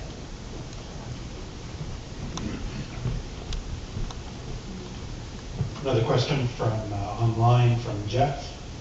He says, do you think Jesus has called us to the indigenous nations here in Atlantic Canada? And in Canada, if yes, what do you think that looks like? You want me to go first? Sure. I'm not surprised, Jeff. Thanks for the question. It's an important question. And yes, absolutely. Has Jesus called us to the indigenous people, the McMullin people here in Maggie? Yes, he must have, because he longs for all to come to know Jesus. But we've really messed that up. So we've kind of, we've lost any kind of credibility in many ways with indigenous communities in order to share the gospel well. And I wonder sometimes if our period of silence that we seem to be experiencing in evangelism is a part of just a result of that, to be honest. And I think if we're going to recover any sense of passion for evangelism, not only to indigenous people actually, but others as well, but particularly indigenous people, I can only think about some of the things that Richard Twiss used to say, founder of Waconey and co-founder of NATES with Terry LeBlanc. And he said he envisages a time when Christian people who are not indigenous will look at Christian indigenous people and say, they have something to teach us. There's something that we miss, something that they have to offer us. And I hope that we will move in that direction, Jeff. I really do. We need to pray hard, but I think we can't just go in thinking we know what people need. I think that will just exacerbate the colonialism that we've enacted in the past.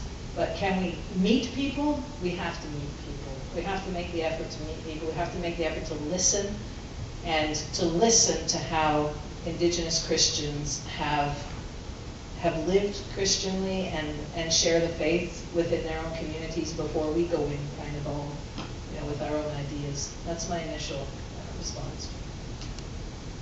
And I would certainly agree with that. I guess I would, again, if I go back to my circles up here, the hard thing, I think, it was one difficult thing about it. When we think of the church culture and we think of indigenous culture, well, I would say that Canadian culture sort of, in some ways, began to merge with church culture. There was more of an attempt to force indigenous culture to do that. And that has resulted in it being much more difficult today, I think. So I would say that's an area where especially we need to be again, finding those common areas, building relationships that will, instead of thinking just, how is this going to move them in our direction, I think we have to be thinking, how is this going to help us to understand a culture that we do not understand well and have not done much work in terms of trying to understand. We have to do a much better job of understanding that culture ourselves, and I think we've failed in that. I also think that embracing the challenge of truth and reconciliation, in particular the reconciliation call, that as we embrace that, that in itself becomes evangelistic, because we're showing that we value what has been said, and that we accept our culpability for many things, and that we're willing to embark on a new and fresh journey together. I think that just participating even in that becomes itself part and parcel of what it is to be share Jesus in that context.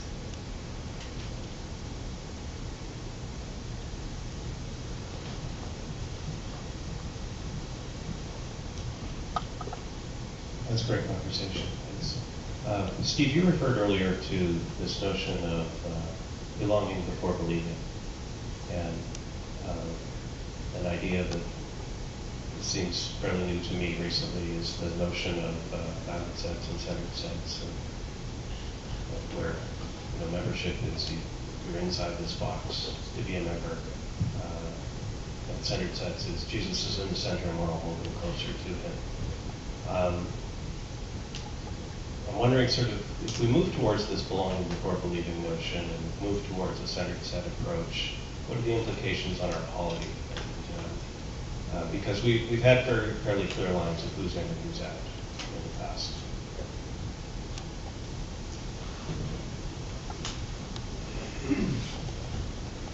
I mean, in a way, I don't want to follow that too much, because here's my concern.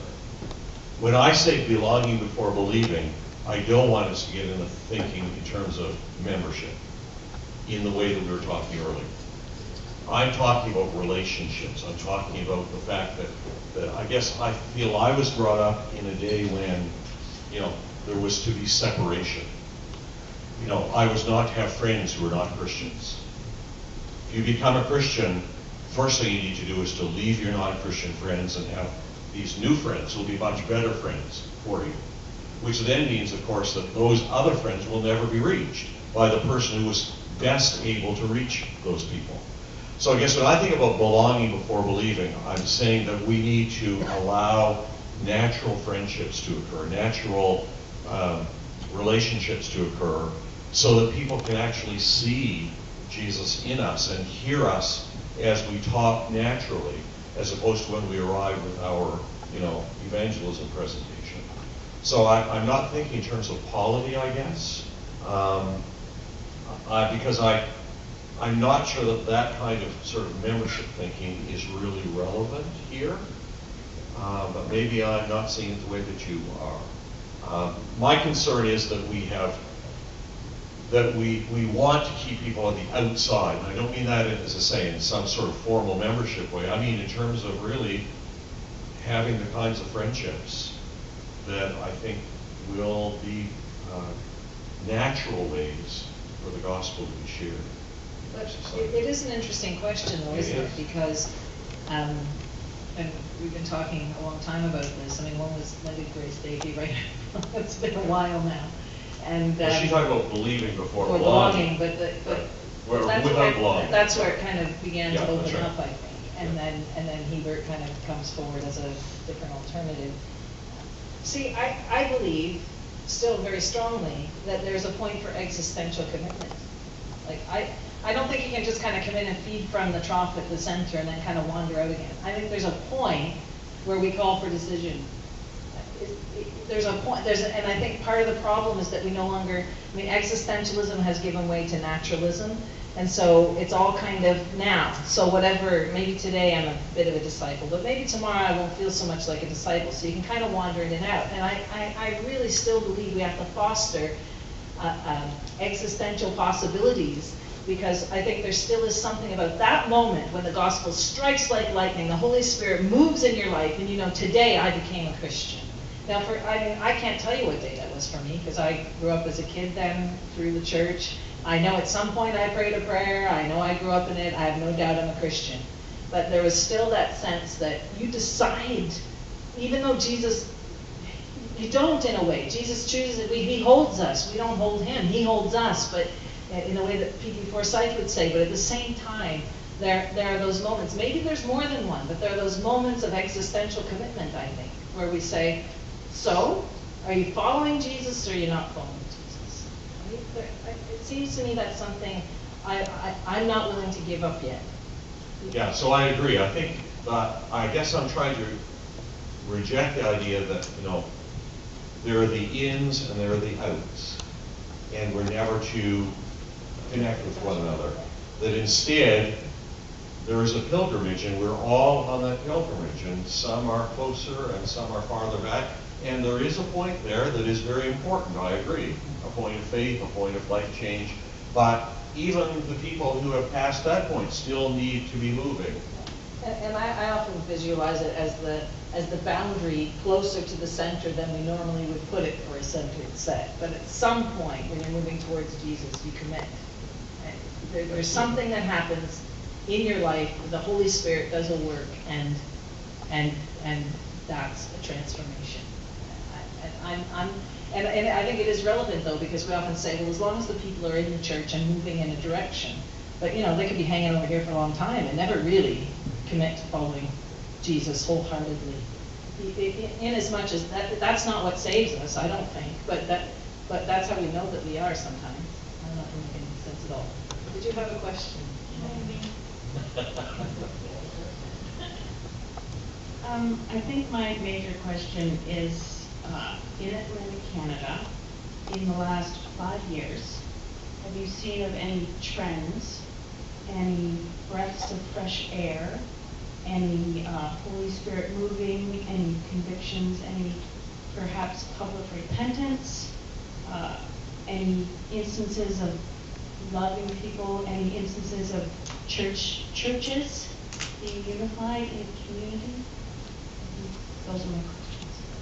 Those are big questions. And Kevin's going to answer all those questions tonight.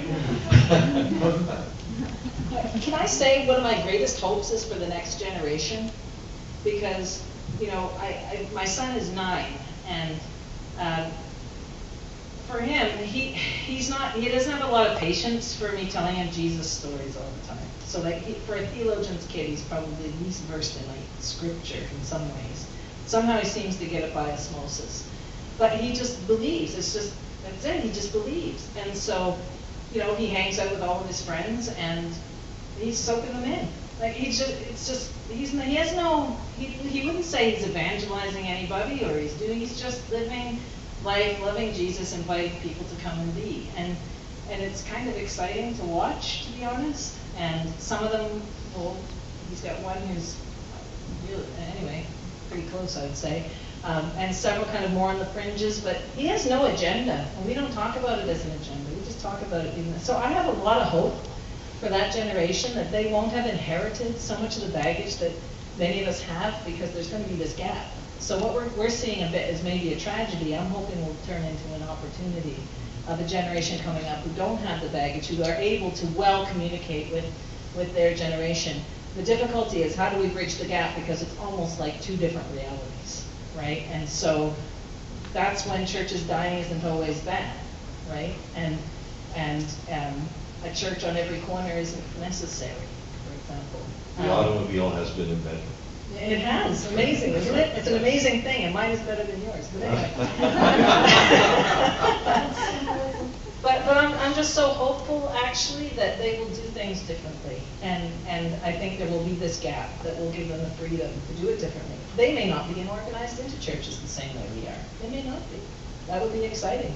And this is one thing I hope will come out of this week, that we can start to imagine all kinds of new possibilities. So I think we could all think of communities where, yes, the church is there working together, and there's good things happening in this church, and we've seen some repentance there. I mean, I've seen sparks of God at work in so many ways around me in different places, not through me at all, just things I can see God doing. That God is still at work. He hasn't kind of packed up and gone away. But but we're in a weird time. I think we're in a really weird time. Yeah, I agree. So I go back to what I said. I think that there are some amazing things happening. I think that there are churches that are experiencing tremendous things in terms of evangelism, that are growing, that really remarkable things are happening. But I also think that we are in a time of huge transition that's taking place.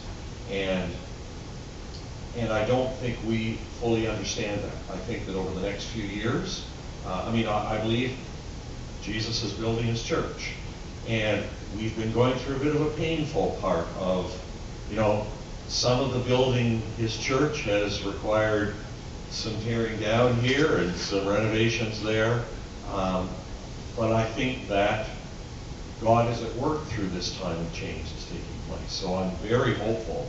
I can't say this strongly enough. I'm very hopeful. I'm looking forward to the way in which God is building his church. But it's not going to be the same as it was. I guess that's what I would say. And I would love if we could, I often say to people when they say, well, we're kind of moribund in our church, how can we get a vision for something else? And I always say, get on a bus, go somewhere where something's happening in a church and get a vision for it, right? It's just simple. And that's actually biological, because our neural connections can't be made sometimes if we haven't seen things in front of us. Like, it's really quite fascinating. So I have to say, I think in this time, it would not be bad for denominational leaders, church leaders, to do more and more mission, where we don't go to do and give, but we go to listen and to learn. Like, how are you doing it? How are you evangelizing? How have you managed to have the most Christians in all the world within the next 15 years in a country where, you've always had shopping on Sunday? Seriously, how can we just go and have mission trips where we go and we listen? It would be fascinating, wouldn't it? I think the possibilities are endless, because God's possibilities are endless. One final question. Get it on, Mark. Dependence on the Holy Spirit. Great summary, isn't it? That's right. Exactly. I think that's exactly what we've been saying, actually, is that where before perhaps we were relying on the best of our abilities to think, to reason, to package, to produce, and multiply. And again, we're being very harsh, I think, in some ways today, because people did this with great good intent. And many of us benefited immensely from it. I learned to love Jesus from this kind of approach, right? But because the people underneath the programs loved Jesus. And so I think if we love Jesus in our context, then he will lead us by his Spirit into those connections and contacts and ways of being that are best for living and sharing the gospel in our context, whatever it looks like. And our context will continue to change, and so we will continue to live in response to that. And it's very exciting.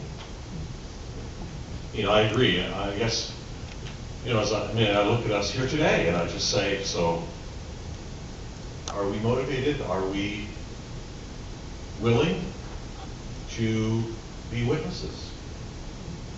Are we willing in our communities to be the witnesses that God's called us to be?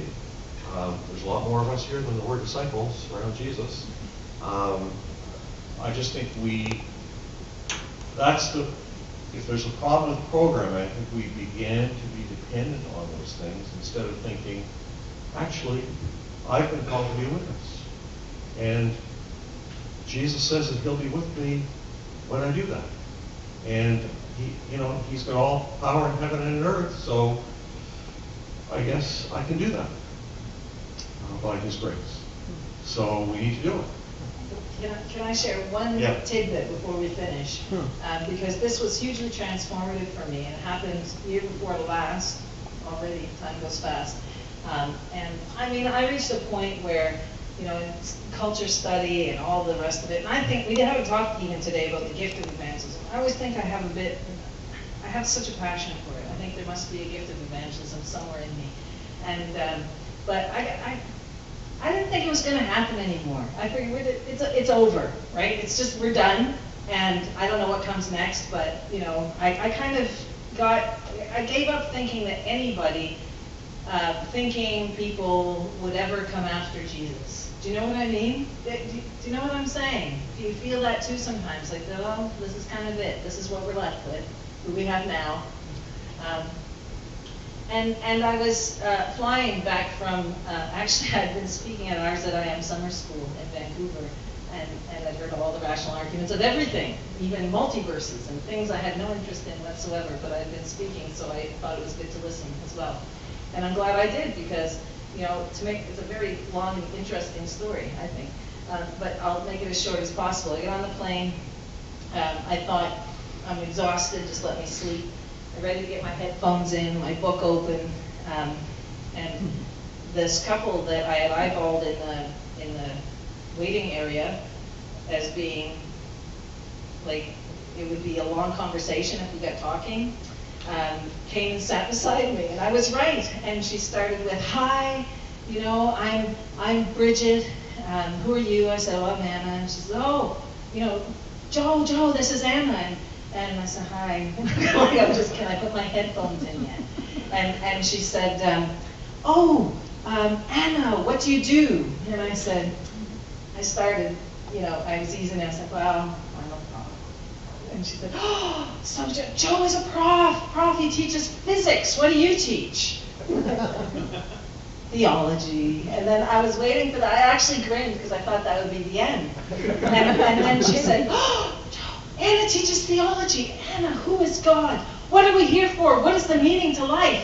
And at this point, I am not exaggerating, I looked around thinking that some RZIM people were pulling my leg. I honestly thought they were pulling my leg, and that it was a setup. But no, we had 4 hours of conversation, all about God and Jesus. We've met since, we talked about it. And what blew me away and changed my attitude completely was I thought, wow, God, you're still about your business. And I miss it all the time. And I was hugely convicted, but very excited about how God is still at work in the hearts and minds of people, and that He will set up an appointment like that when He wants, not according to my opinion. I love that. On that note, I think we will close. So there are ABC Todays back there at the back. Grab one as you're leaving. We're back here at 7 o'clock, so in 2 hours, and we're going to have a great evening. Thanks for being here this afternoon.